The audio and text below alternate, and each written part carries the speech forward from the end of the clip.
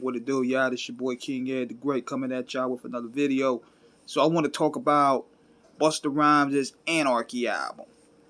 I want to do a brief little breakdown about that album here. It turned about 21 this week.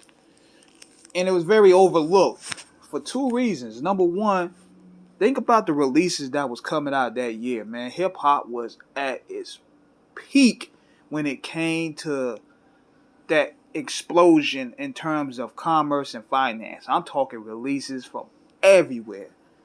Nelly had dropped, Eminem had dropped, Dre had dropped, Snoop, DMX, Jay-Z, Scarface, Wu-Tang, Pun. It was so much coming out in 2000, 99, 2000 that Busta Shorter got overlooked.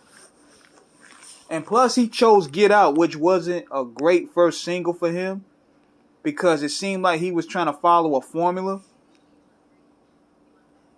I mean, if you listen to it now, it sounds pretty good. But at that time, it wasn't what people wanted to hear from Busta, man, because it felt kind of lazy because Jay-Z was doing the whole little Annie samples and people were just sort of following suit. But Fire should have been the first single. That joint was crazy. Especially the beat. And then you had Busta rapping in a tornado. He was like at some farm or something. That's the video that he should have followed up with. Because, you know, he always had the crazy videos that stood out. Now, when I was listening to this album, the thing was this. It had some dope joints up here. Like the intro, Salute the Gods. And you had songs that were produced like it sounded like it was ahead of its time because it's kind of like Method Man's Cal 2000 album. Like they followed the Anarchy, Doomsday type production feel. When you listen to that joint that Lenny Kravitz produced, man, it was incredible. Lenny's a very underrated producer, I might add.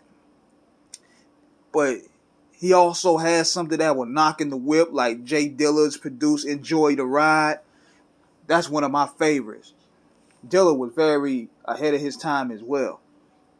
Then one of my favorite songs on this album was A Trip Out of Town, but that showed Busta's strong suit of being a vivid storyteller. He could paint some very good stories on wax. A Trip Out of Town is one of the best ones. It's like a mini movie on wax. And Busta's a master of doing this. Another favorite of mine was The Heist, where you featured Wu-Tang and Rock Marciano then. Ain't it crazy how Rock Marciano started then and look where he is now? He's one of the best out, one of the most successful out. It's the same Rock Marciano that you hear now that debuted back then. He was a member of the Flip Mode Squad. But when you had Ghost and Ray and Busta, it's like they brought that Cuban Links energy up there, which was dope.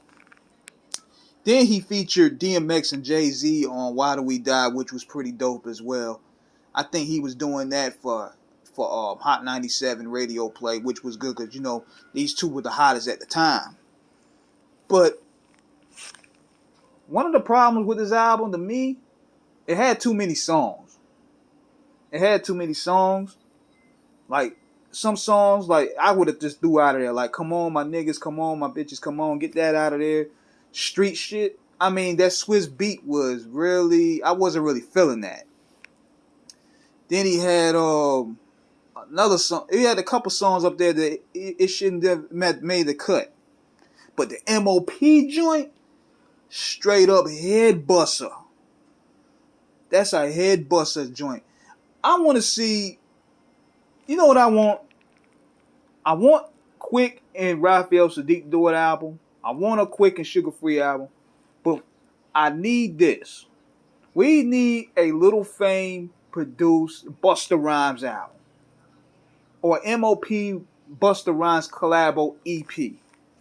Because every time these guys come together to make music, it's always something crazy. We need that up there.